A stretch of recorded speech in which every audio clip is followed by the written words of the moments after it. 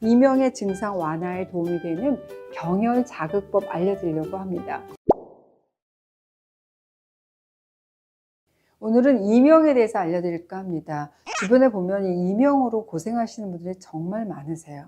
증상의 종류, 그다음에 그 강도는 사람마다 다르지만 공통적으로 호소하는 건 정말 엄청난 스트레스를 받고 계신다는 겁니다. 아니, 내 귀에만 들리는 그 소리 때문에 예민해질 수밖에 없죠. 그리고 신경이 계속 그쪽으로 가다 보니까 쉽게 지치고 불안하고 불면증까지 호소하시는 분들이 많습니다.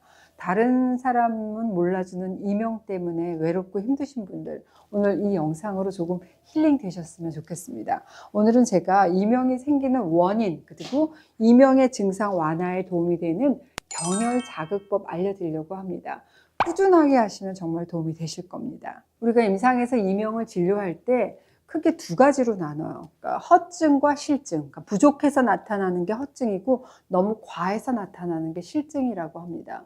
허증으로 나타나는 이명을 가지신 분들이 되게 소화 기능이 약해지고 전반적인 기력이 조금 저하되는 경우, 그리고 몸의 에너지를 저장하고 힘을 쓰게 만드는 신장의 기능이 부실한 경우에 나타날 수 있어요. 이렇게 허증으로 나타나는 이명은 증상이 간헐적으로 나타나고 귀를 이렇게 막잖아요. 그러면 이명음이 감소된다든지 사라지는 경우가 대부분입니다. 반면에 실증으로 나타나는 이명은 술, 또 기름진 음식을 지나치게 많이 섭취한다든지 스트레스를 받아서 간 기능이 울체돼서 몸에 습, 열이 계속 쌓이면서 생기는 경우로 설명해 드릴 수가 있겠습니다.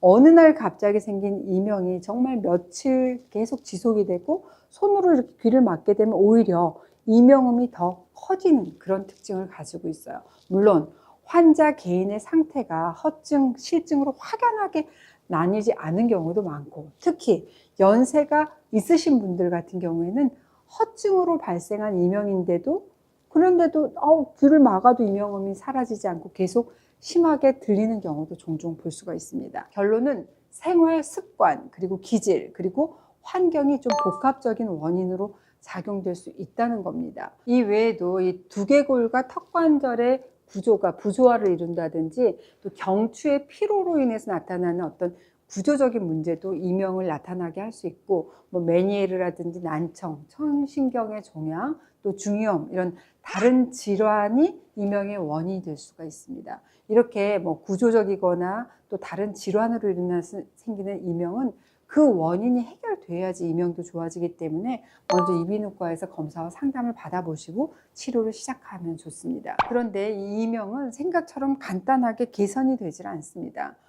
정말로 이게 복잡한 여러 가지 원인들이 얽혀서 나타나기 때문에 하나를 고친다고 바로 해결되지가 않아서 참 사람을 힘들게 합니다. 병원에서 치료를 받는 건 받으시고, 그하고 병행해서 오늘 제가 스스로 여러분들이 댁에서 할 수 있는 생활지압법을 알려드릴 테니까 이걸 좀 수시로 같이 하셔야 됩니다. 실제로 제가 임상에서 이명 치료할 때 많이 쓰이는 그런 경혈 위주로 소개해 드릴 텐데, 임상에서는 이런 경혈에 침을 놓지만 여러분들은 손으로 제가 알려드린 경혈을 수시로 누른다든지, 보시면 제가 한번 보여드릴게요. 뒤에 보시면 이렇게 지압할 수 있게 압봉 테이프로 되어 있거든요. 약국에서 구입하셔도 되고, 이것을 제가 알려드리는 이런 경혈 자리에 이렇게 붙이시면 돼요.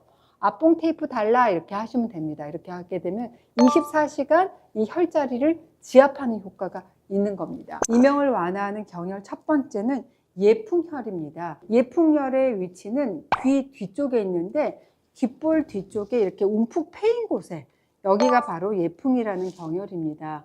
그러니까 옛날에 우리가 멀미 있을 때 차 탈 때 멀미약 패치 붙이던 곳이다라고 생각을 하시면 되는데, 이 예풍혈을 자극하게 되면 머리 위쪽으로 올라가는 기혈순환을 좋게 하기 때문에 이명뿐만 아니라 뭐 두통, 현기증, 치통, 또 안구 건조증, 또 안면마비, 이런 안면부의 다양한 질환을 치료하는 데 쓰이는 경혈이 바로 이 예풍이라는 경혈이에요. 항상 내가 머리가 무겁고 지끈지끈하다 하신 분들도 이 예풍혈을 지그시 눌러주면 도움을 받을 수 있는데, 이 손가락을 가지고 귀 뒤쪽에 움푹 패인 이 예풍혈이 있잖아요. 이 양쪽에 있습니다. 여기를 지그시 누르시고 10초 동안 자극을 하세요.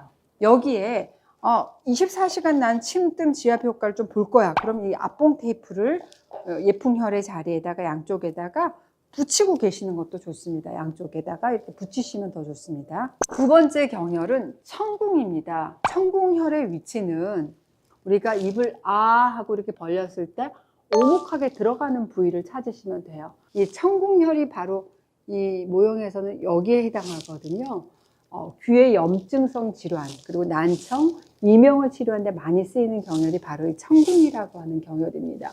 이 청궁이라고 하는 경혈은 안면신경이 지나가는 그런 길목이기도 하기 때문에 안면마비 예방을 위해서도 이 청궁혈을 수시로 자극을 해주시는 것도 도움이 됩니다. 손가락으로 이 청궁혈을 누르시고 10초 동안 지그시 눌러서 자극을 해주시는데 생각날 때마다 해주시면 좋습니다. 여기에 이 압봉 테이프 있으신 분들은 붙이시는 것도 도움이 됩니다. 세 번째 경혈은 바로 이문혈입니다. 이문혈은 어디에 있냐? 여기가 청궁이라고 한다면 여기서 2cm 정도 올라간 이 자리가 바로 이문혈이다 라고 생각하시면 좋겠어요.